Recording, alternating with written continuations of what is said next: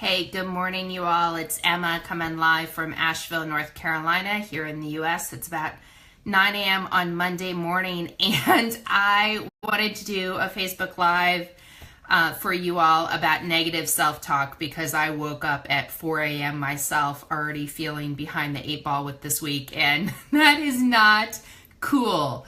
So if you are an entrepreneur who ever has negative self-talk on a Monday morning, this one is for you. So I want to let you know that I love the folks who are joining. Hey, before I jumped on to do this Facebook Live, I did a little coaching and I got myself a shower. You can see I've got the wet hair here, and I'm wearing clean yoga pants just for you all. So enjoy that. All right, so the topic is negative self-talk. What do you do when you're an entrepreneur and you wake up on Monday morning and you feel like crap and you have this really long to-do list and you don't know how to manage it and you're already feeling behind the 8 ball? So there are a couple of things. Kat says yoga pants for the win. Awesome, thank you. The first thing is to really do like an actual assessment of what is going on in your business, what you have already accomplished. Because the thing that happens with entrepreneurs is that we'll take a lot of action, right? Like we'll be doing a lot of things, but then we don't celebrate what we have accomplished. We're always looking at what we have yet to do, right? So I've got two lists for you, right? One is a list of all of the things that I've launched this year to date, and it's only August, 14th. And then this is my to-do list. And you'll notice that a lot of the things on my to-do list are already checked off, right? Monday morning, already checked off. So the first thing to do is to celebrate. So I'm going to take a moment and celebrate myself because I need this help. I need to remember that I have accomplished a lot in my business, and I want to do this as an exercise live with you all. So since the beginning of January, we have in my business launched a new website, created a whole new brand design look for the business, launched a group coaching program with a membership portal and recorded modules, launched a new private mentoring program. I have written and published 2 new ebooks. I have done online lead generation with Facebook ads, totally new to me. I developed an online webinar. I've developed 2 new signature talks and spoke all over the country this spring. We've got a new CRM, a new customer relations management platform that we're using, and a bunch of new technology platforms for the business. I've onboarded 2 new team members. I took 4 courses for my own continuing education and read about a dozen books. We have a new weekly blog format that we're doing here in the company. I'm doing a lot more Facebook Lives, and we are now rolling out an affiliate marketing program. So what I'm going to do is I'm going to take this list and actually put it up here in my office so I can see it every morning, because it's important to give yourself credit for what you have created in your business, right? And now it's 9 a.m. I've been awake since 4 a.m. I've been fretting and concerned about what needs to happen today, but I haven't actually gotten any work done. So that's another teaching point. It takes a lot more energy to be in that kind of negative, chaotic emotion around what you haven't done or what you're overwhelmed by, rather than just taking action.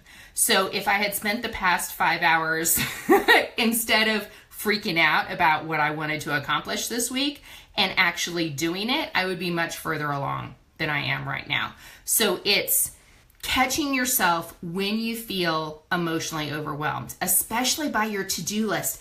And the other thing that's interesting is that as entrepreneurs, we always have to-do lists, right? Like there's never a time when we don't have a number of things that are urgent and pressing in our business to do. And it can really help us. It can help me to figure out what the top 3 priorities are and to do those things first in the morning before I do anything else. Because that way, even if the other stuff doesn't get attended to, I still feel like I've accomplished something. So managing your emotions, prioritizing what needs to happen, and then celebrating what you have done. So I want to encourage you, if you're listening to this now, to really look at what you can accomplish. What are your top 3 things to do today, and what you're going to do to celebrate those things happening. What else do I want to say to you? Yes, and self-talk matters. So if you are catching yourself in negative self-talk, because this is really, really easy to do for entrepreneurs, what I want you to do is write a celebration list, just like I did. Write a list of things that you have accomplished in your business in the last 30 days and plaster them to your forehead or put them in your office or do something so that you can see what you have accomplished. And I have something called a celebration jar.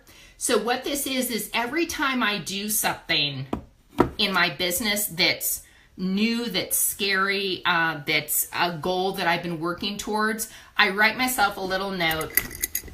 So write myself a little note on a little scrap piece of paper here, right? And I pay myself $1, right? So at the end of the year, some people will take out the money in their celebration jar every month. I like to wait until the end of the year and then count all of the money that I have, because I celebrate really frequently, right? So at the end of the year, I've got a couple $100, and that's play money for me. So that's another level of celebration. Okay, Sonia is saying, this is exactly what I'm dealing with today. I was getting super overwhelmed with everything on my list. Took time to meditate and be grateful for all I'm receiving right now. Yeah, Sonia, that's awesome. Yeah, and that works for a lot of people, to meditate. I also journal first thing in the morning. So often at the beginning, my journal is kind of a rant like, oh my gosh, I can't believe X, Y, and Z is happening. I can't believe I didn't lose 5 pounds yesterday, whatever criticism. And then I can get into the gratitude. But as long as we're holding that inner criticism, it's hard to get into the gratitude. So meditation is a beautiful practice. Yeah, and if anyone else has a practice to share, definitely type that in. I'd love to hear about that.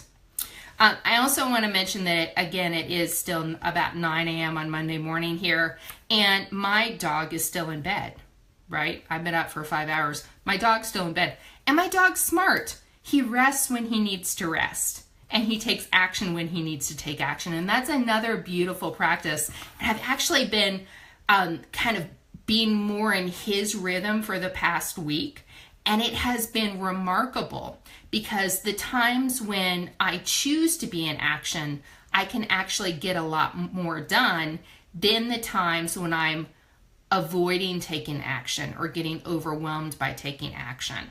So I'll often chunk it down for myself. So I'll say, go Winston, thank you for that, Karen. So I'll often say to myself, okay, I've got 30 minutes. For the next 30 minutes, I'm taking action in my business, and then I get a reward, or I get to take a break, or whatever. Like, you got to kind of coach yourself into it, especially when you're working from home. I'm here in my home office today. When you're working from home, you've got to be more disciplined about getting yourself jump-started. Another trick that I use is, I took a shower this morning, right? Usually I don't shower until after I exercise, but I thought, okay, I need something to help me get myself officially started with the day. So those are some tips from the world of Emma on a Monday morning, and I hope that you've enjoyed this Facebook Live, and it's been good to be with y'all. Many blessings. Bye for now.